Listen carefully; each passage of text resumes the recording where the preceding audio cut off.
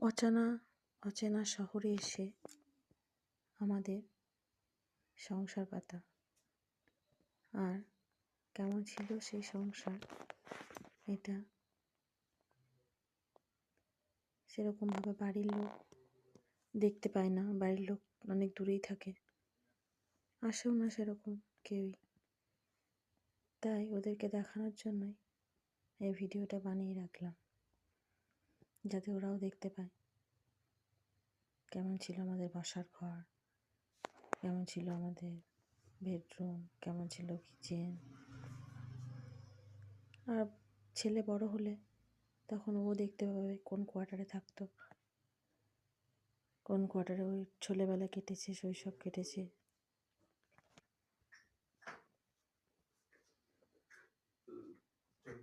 হ্যাঁ, নিজের হাতে সাজানো গোছানোর পরে আবার সেটাকে বাক্সবন্দি করে নিয়ে যেতে অন্য জায়গায় একটু কষ্ট তো লাগেই, ভালো তো লাগেই না।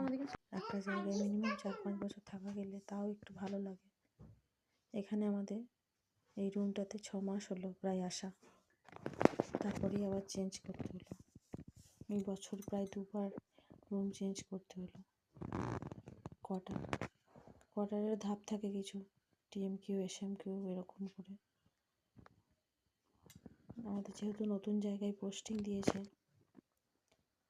তাই এই কোয়ার্টারটা ছাড়তে হবে। নতুন জায়গা যাওয়ার আগে একটু ভিডিও বানিয়ে নিলাম। এটা ছিল ঠাকুরের সিংহাসন, এখানে আমি পুজো করি রোজ। এটা বসার ঘর,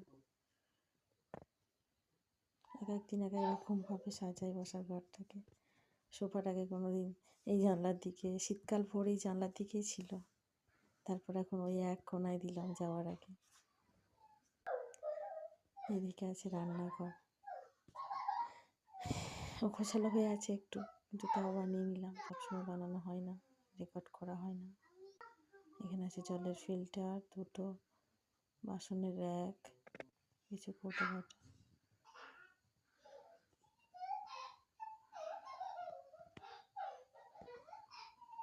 আসলে আমি বেশিরভাগ জিনিস এই বালতির মধ্যে রেখে দিই, সাজাই না সেরকম কিছু, সব কিছু সাজিয়ে রাখি না। এই দুটো রুম আছে, এখন একটা পুরোটাই সব জিনিসে ভর্তি করা আছে, আর একটা রুম আছে বেডরুম। ওই রুমটা আমাদের লাগেই না, ওই রুমে শুধু খালি একটা ড্রেসিং টেবিল আয়না মতন রেখেছি। এই যে বেডরুম, বাবা বেটাই দুজনে শুয়ে আছে।